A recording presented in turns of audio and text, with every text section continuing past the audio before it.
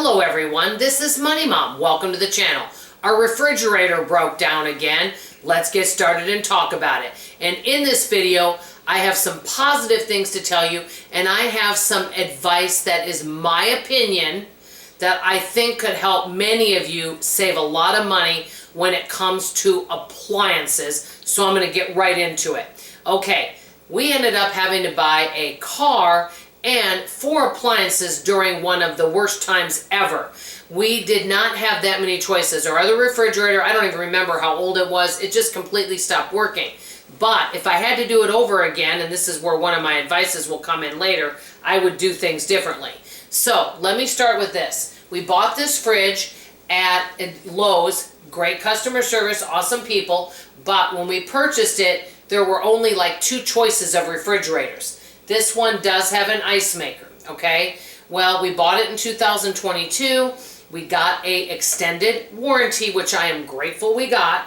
And what ended up happening was this machine started making all sorts of these noises, like it sounded like it was going row, row. Well, I did research watching YouTube, and I also went back to read my manual that comes with this to troubleshoot it and find out what, and they said it sounds like it's the ice maker.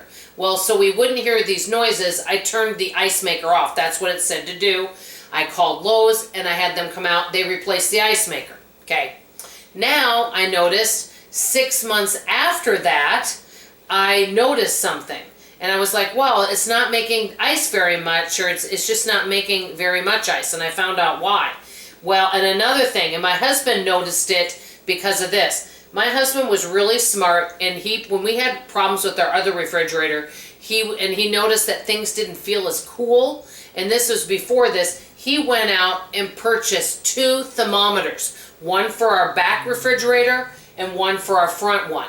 And that was brilliant because your food is supposed to, like if it's in the refrigerator, it's supposed to be around 30 to 35 degrees, right in that range. If it's higher than that, if it goes above 40, it's considered spoilage or, quote, the danger zone, okay?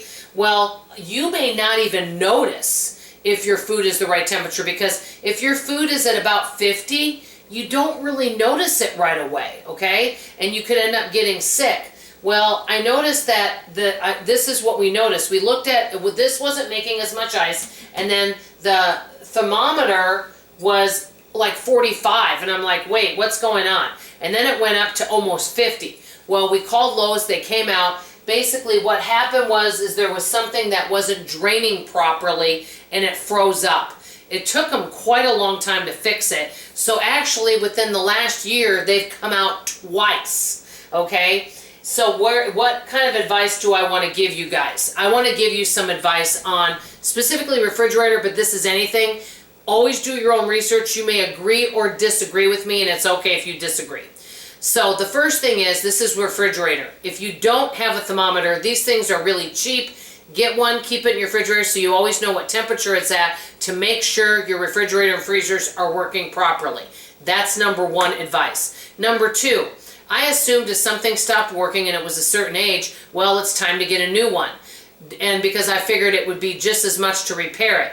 Not necessarily.